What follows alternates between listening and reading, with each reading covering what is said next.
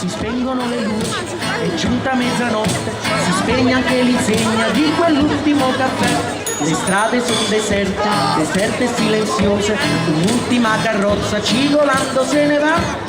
Il fiume scorre lento, frusciando sotto i ponti, la luna spende il cielo, dorme tutta la città.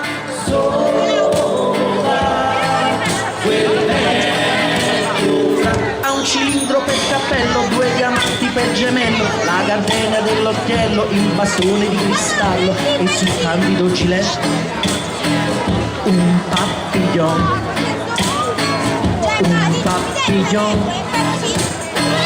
di seta blu. Si avvicina dolcemente con l'incedere elegante allo spatto trasognato, malinconico ed assente, non si sa da dove viene né dove va,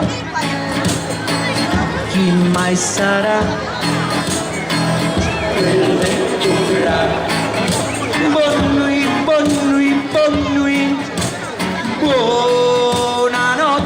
Buonanotte, va dicendo ad ogni cosa ai fanali illuminati, ad un gatto innamorato che randaggio se ne va.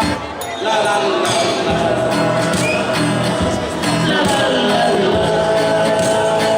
Per favore non mettete più le dita là dentro, prendete la scorsa. La la la.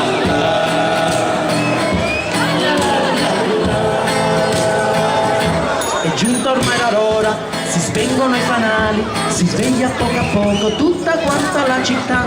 La luna s'è incantata, sorpresa e impallidita, pian piano scolorandosi nel cielo sparirà. Spadiglia una finestra sul fiume lì silenzioso e nulla luce bianca galleggiando se ne va.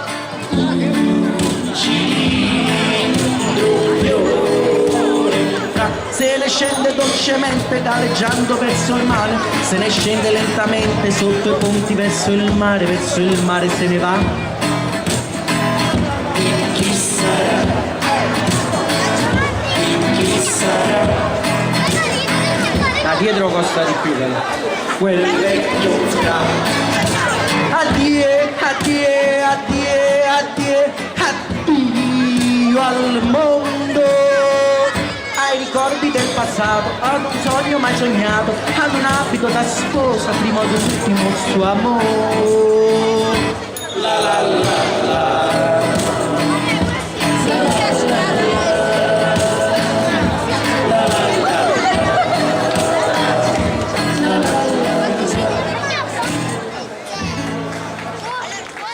Grazie.